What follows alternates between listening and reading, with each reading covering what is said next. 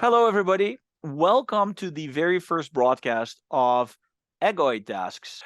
With me is Jamie from Singapore, and with her, we'll be talking about one of the Egoi tasks from 2022 about cheating. And she's the only person that had a perfect score on this task. So, welcome, Jamie. Thanks for having me. Yeah. Thanks for being here and helping the future generation get better at problem solving. Did you enjoy Egoi in Turkey this year?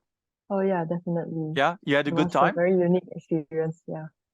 What did you like the most about it? Definitely the food was one, I must say, because I have like multiple food allergies. So the fact that like they were very allergy friendly was very good for me. Yeah. Well, that's good. Did you Yeah. like meeting the girls from the other teams? Yeah, I think they were all really friendly and really excited to meet one another as well.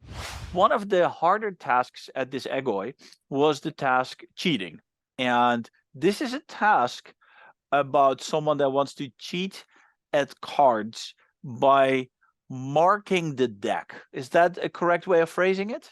Yeah, I guess so. You have like this card and you have to draw line segments on it. Yeah. So basically, the idea for the viewers at home is that you have a deck with square cards. On one side of the card is a number, but you don't see that. On the other side of the card is, you can write lines to hopefully give yourself information on what numbers in the other side. Now, the problem that we have is that the cards are square.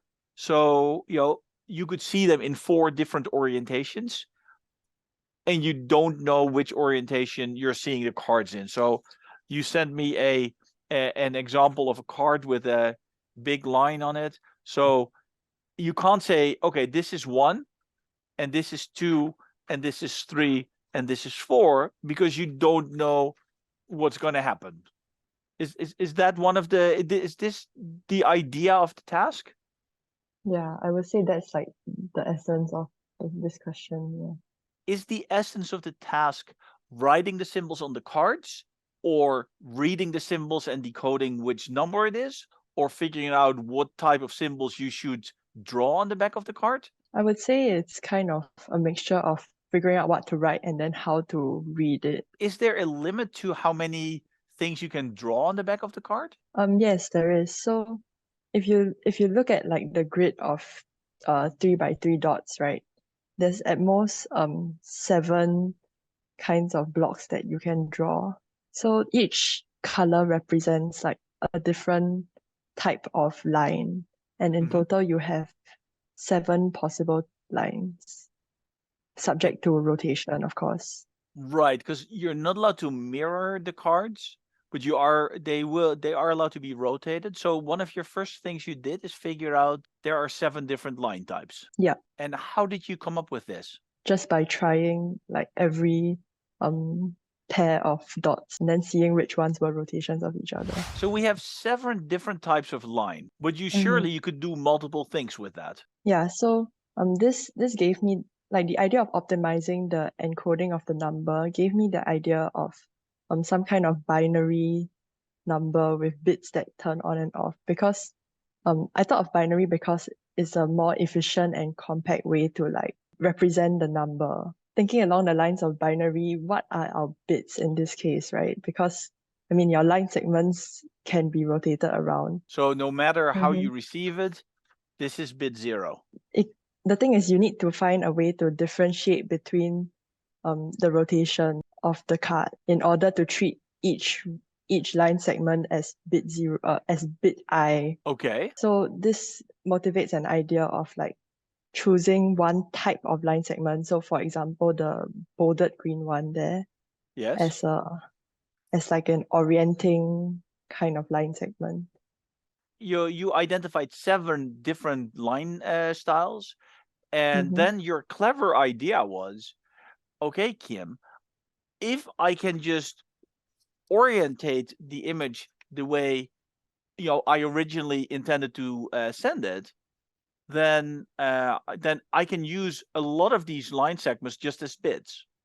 And so I have Yeah. 20 8 different bits in here, but I need 4 bits to figure out the orientation, so I'll lose those.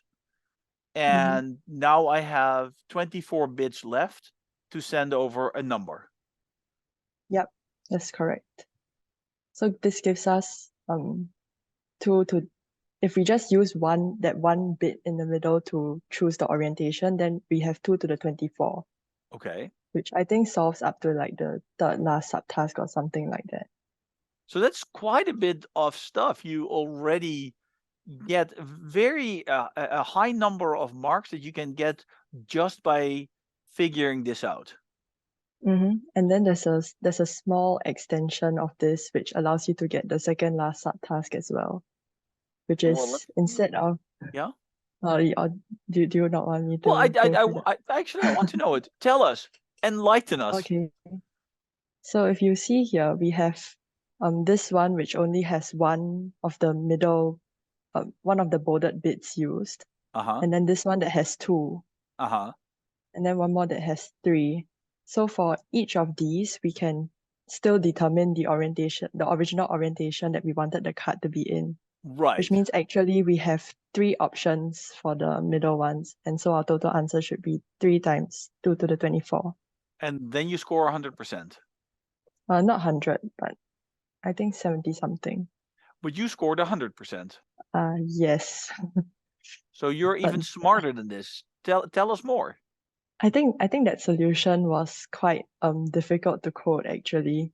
And if you ask me to do the contest again, I might not decide to end up getting that last few marks. How much time did you spend on getting the last 30 marks? I think like about an hour. And how many points do you think you could have gotten on other tasks in that 1 hour? I'm actually not sure, but there were 90 potential points remaining that were possible for me to get. Although I'm not sure whether my ability would have allowed me to get that 90 points. I guess my strategy at that point in time was like to focus on the marks that I could guarantee, because I kind of already knew the theory behind the solution. It just took really long for me to implement.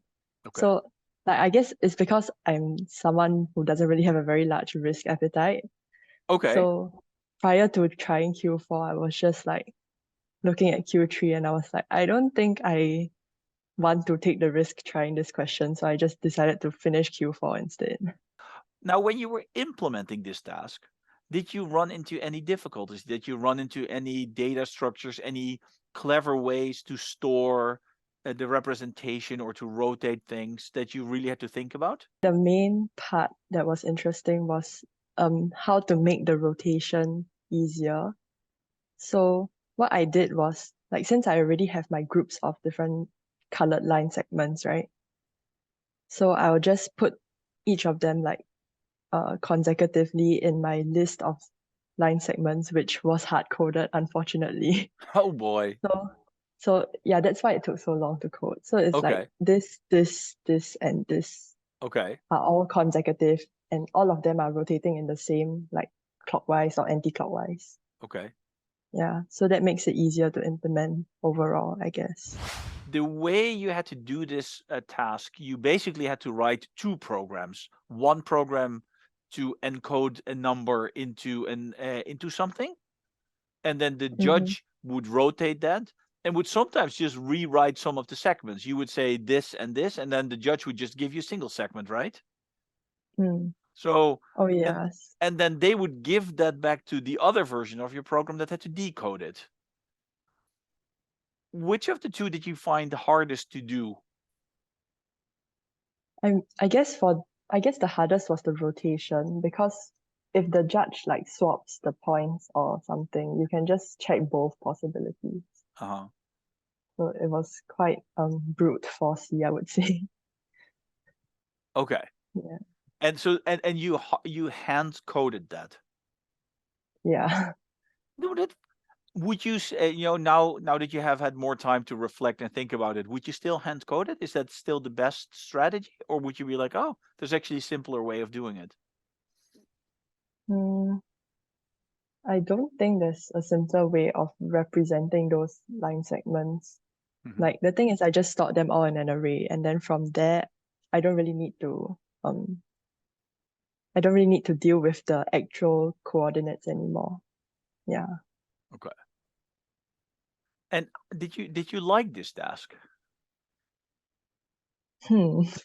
Yes and no. Uh, Yes, because I think it was a very interesting brain exercise. But Uh-huh. no, because I took way too long to code it. Well, yeah, but that's always the case, right? But usually afterwards you look at them like, yeah.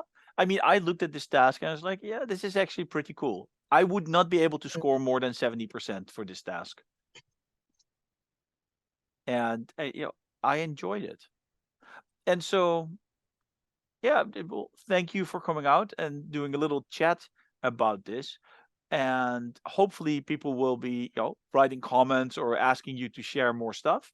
And I'm trying to do this with every task of Mm. Egoi. So there will be 6 movies out at some point.